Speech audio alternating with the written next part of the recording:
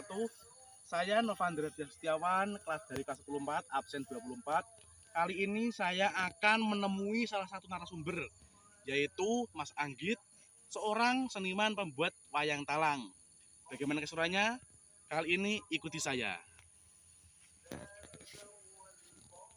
Kembali lagi dengan saya Novandra Setiawan dari kelas 14. Di sini saya sudah bersama narasumbernya. Bisa diperkenalkan Mas, siapa? Perkenalkan, nama saya Anggit Lukman Al-Hakim, pengrajin dari Bengos.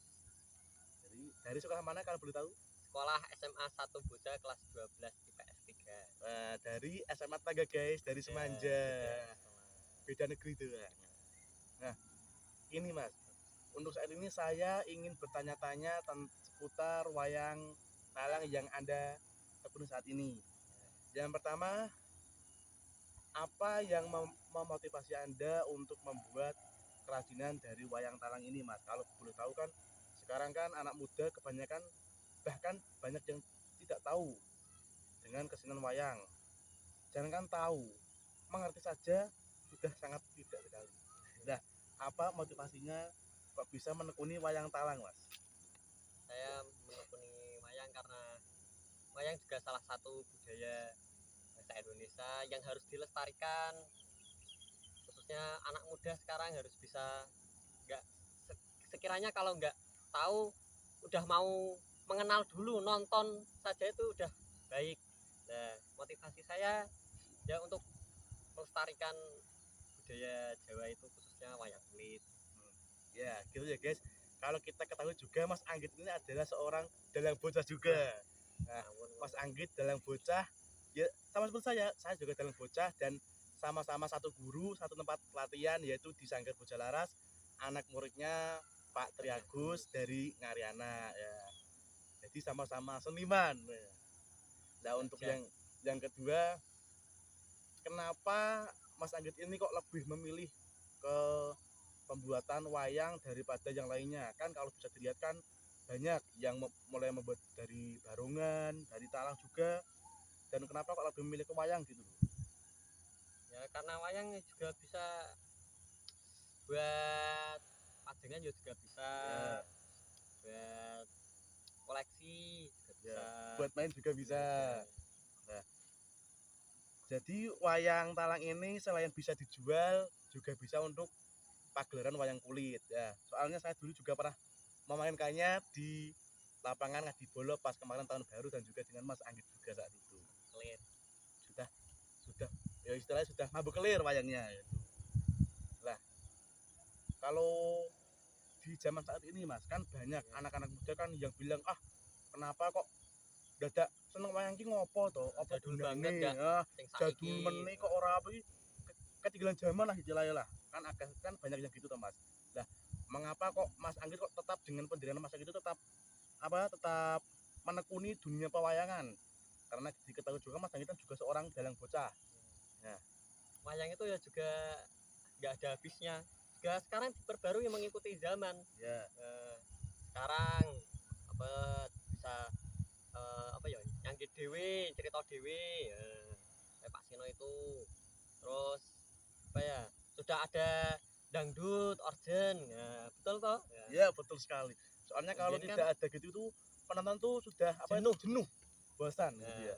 Lah, ditambah gitu untuk membuat rasa yang yang menarik, yang baru, inovasi yang baru agar anak-anak muda itu lebih menyukai dan juga mau menonton, bahkan mau mendalami lagi. Nah, kembali lagi Mas, wayang talang yang Anda buat tadi sudah ke mengapa.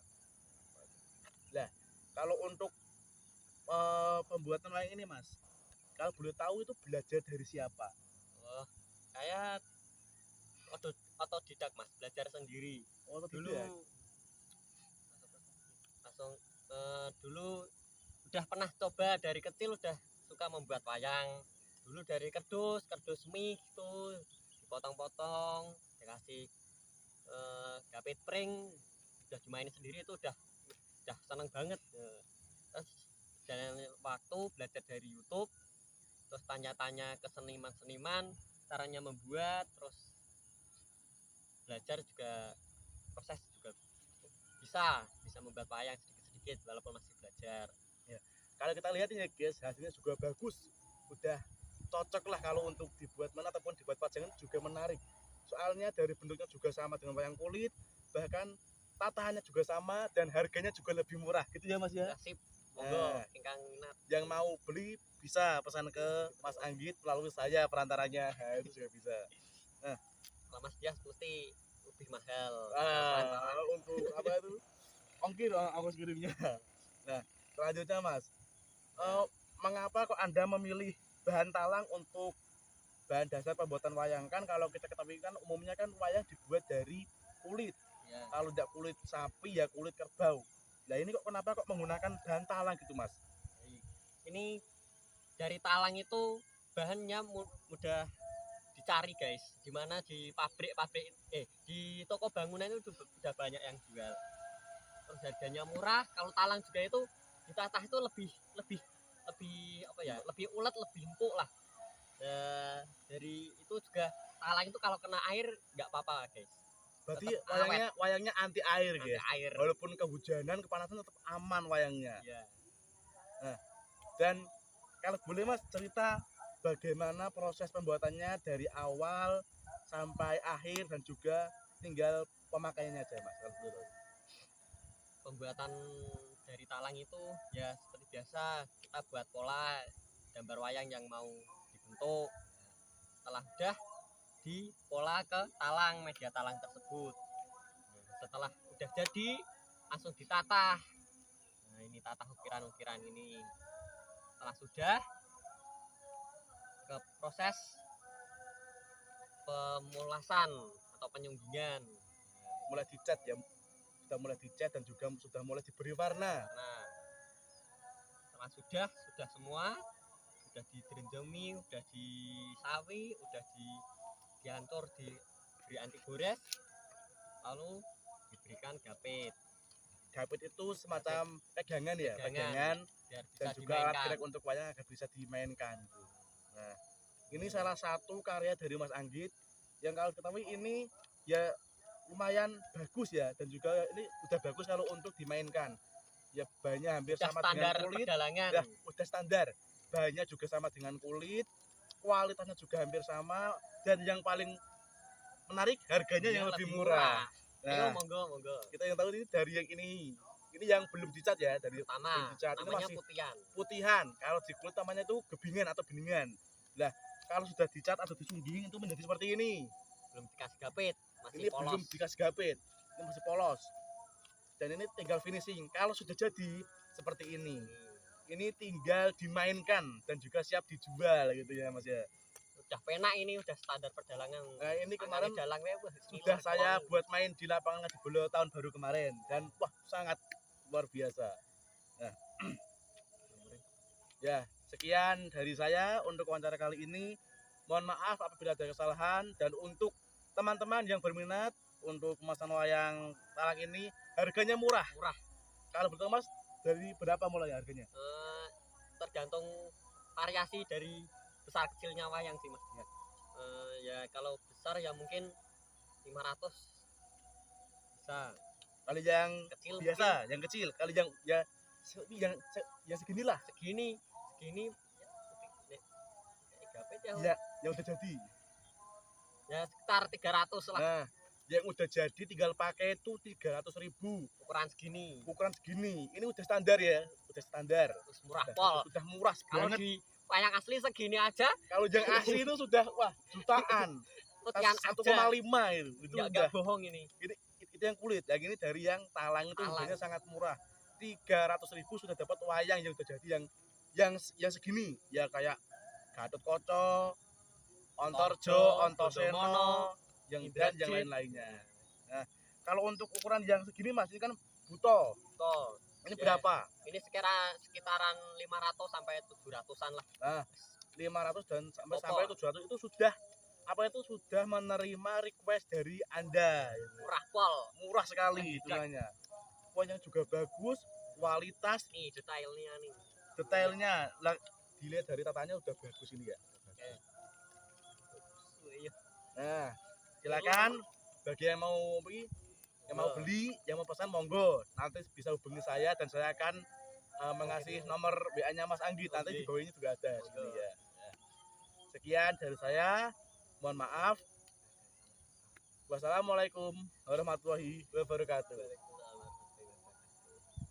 Assalamualaikum warahmatullahi wabarakatuh.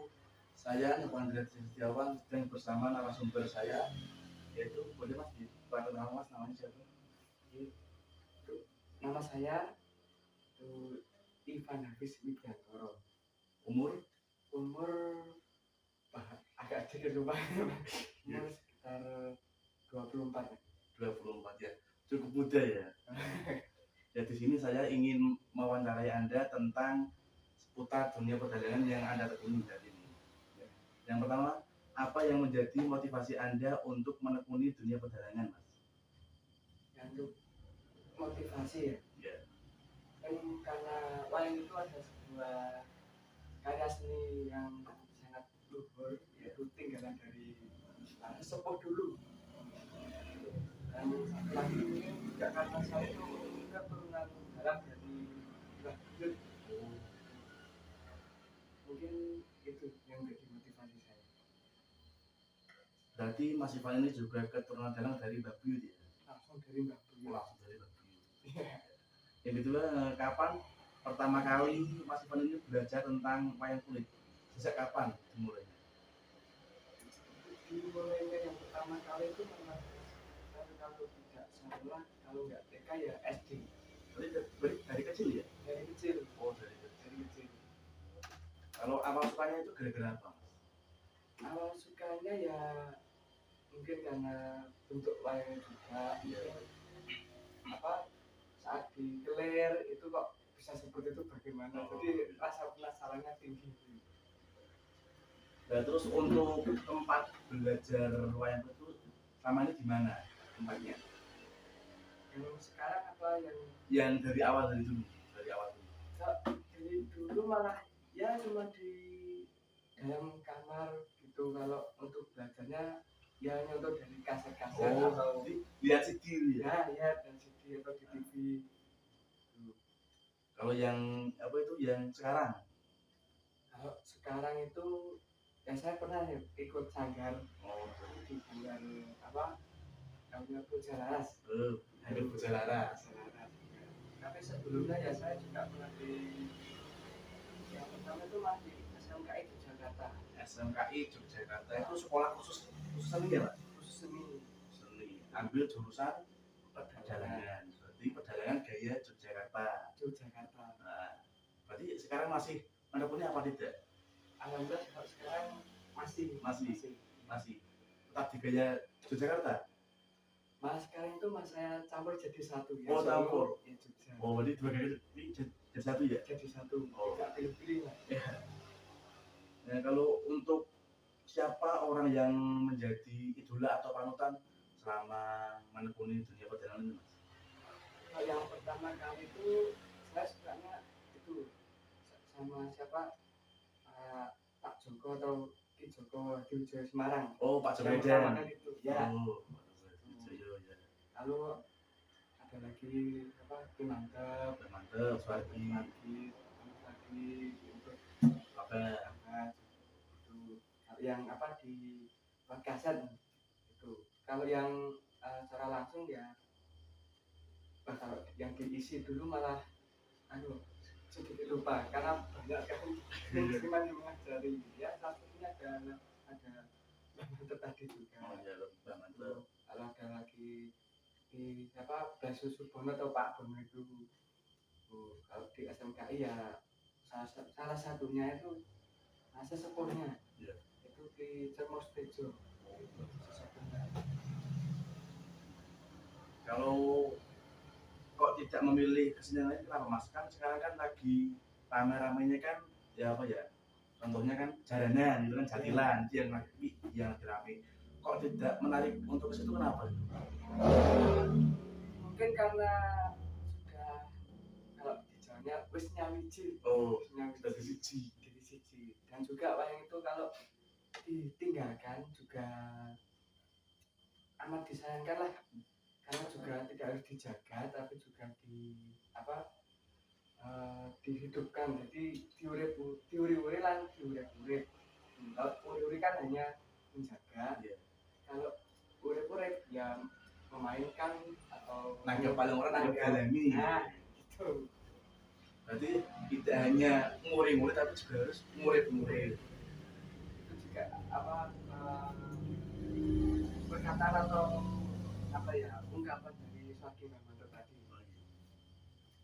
Ya, kalau selama menekuni dunia pertanian ini Mas, bagaimana kesannya? Kesannya ya amat senang sekali ya, senang sekali dengan dunia perdagangan ini, karena selain belajar untuk bangsa kaya nyekel wayang dan suluk, tapi juga mempelajari tentang karakter wayang juga. Kalau yang agak dangak kalau mau itu suaranya harus bagaimana, yang duduk bagaimana, lalu juga mempelajari tentang memainkan itu jaranan atau kuda itu. Iya. Banyak sekali, tidak hanya pegangan tapi juga iringannya atau karawitannya juga ada dodokan kepekaan ya kayak Solo ya kayak Jogja. Jadi sebelum ini saya itu sudah tahu tentang ini toh sih kayak Solo ini terus kayak Jogja gitu. Jadi udah sanggup sih. Ya udah Mas, hanya itu saja yang saya tanyakan. Terima kasih untuk waktunya. Mohon maaf atas kesalahan saya. Wassalamualaikum warahmatullahi wabarakatuh. Waalaikumsalam.